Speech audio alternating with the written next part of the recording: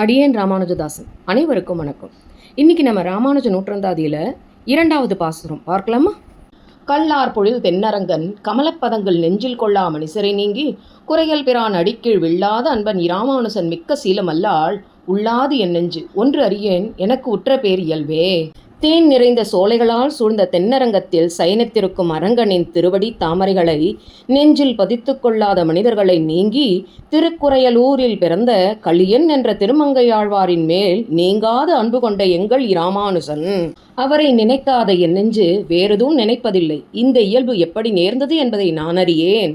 இனி ராமானுஜர் அவதார நிலை என்ன என்பதை பார்ப்போம் வாருங்கள். திரு அல்லிக்கேணி என்பது இவ்வூரின் பெயர். அழகிய அல்லி மலர்களை கொண்டு நிரம்பி வழியும் குளத்தை கொண்டதால் இவ்வூருக்கு திரு அல்லிக்கேணி என்று பெயர்.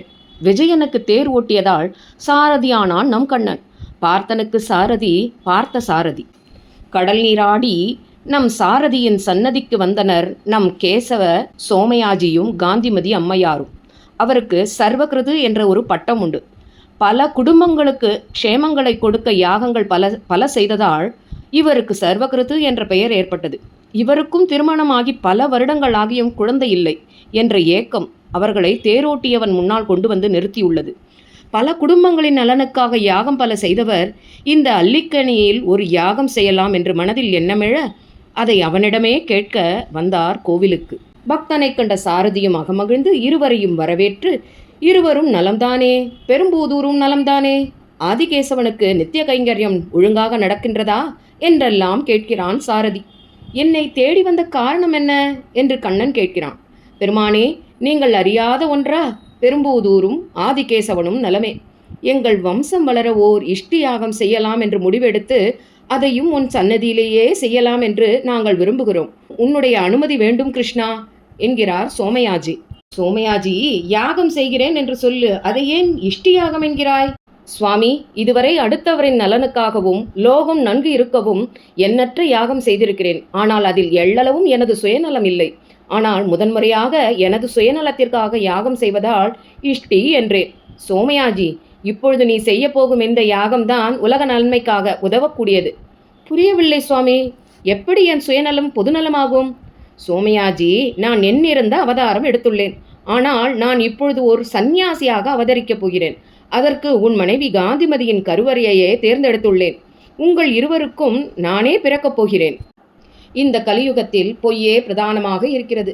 நாத்திகர்கள் ஏதேதோ சொல்லி மக்களை குழப்பி அலைய விடுகிறார்கள். அடியவர்களுக்கோ கடவுள் இல்லையோ என்ற எண்ணம் வந்துவிடும். என்னை அறிவது அவ்வளவு எளிதானதல்ல இல்லையா? பிரார்த்தனையில் சுயநலமே இருக்கும் மக்களிடம். அது நிறைவேறாது போனால் என்னையே இல்லை என்பர். இது தவறு என்பதை மக்களுக்கு சொல்லித்தர நல்ல ஆச்சாரியன் இல்லை இல்லையா? அதனால் நானே ஆச்சாரியனாய் உன் மகனாய் பிறக்கப் போகிறேன். முக்கோல் ஏந்தி எங்கும் சென்று நாராயண நாமத்தினை எங்கும் ஒலிக்க செய்ய போகிறேன். நீ யாகத்தை செய்து அதன் பிரசாதத்தை காந்திமதிக்கு கொடு. என் பிறப்பை கொண்டாட தயாராக இருங்கள் இருவரும் அப்படின்னு நம்ம சாரதி சொல்ல, பெருமானே, உன் திருவாயால் எங்களை ஆசிர்வதித்துள்ளாய். எங்களை பெற்றோராய் தேர்ந்தெடுத்த உனக்கு அடியோங்கள் மங்களாசாசனம் செய்கின்றோம். பார்த்த சாரதியை வணங்கிய இருவரும் யாகம் முடித்து பின்னர் பெரும்புதூர் நோக்கி செல்கின்றனர். ஆதிசேஷனை அழைத்த பெருமான், ஆதிசேஷனே, சோமயாஜி தம்பதிகள் இப்பொழுதுதான் பெரும்புதூர் நோக்கி கிளம்பியிருக்கின்றனர். நீ அவர்களுக்கு முன்னே பெரும்புதூர் செல்வாயாக. அங்கே காந்திமதியின் கர்ப்பத்தில் சென்று வளர்வாயாக. காந்திமதியின் கருவறையை திருப்பார்கடலாக நினைத்து அங்கு தங்கி நேரம் வரும்போது வெளியே வந்து இப்புவி காக்க உன் நற்செயல்களை தொடர்வாயாக என்றான் நம் சாரதி. ஆதிசேஷனும் பெரும்புதூர் நோக்கி புறப்பட்டான்.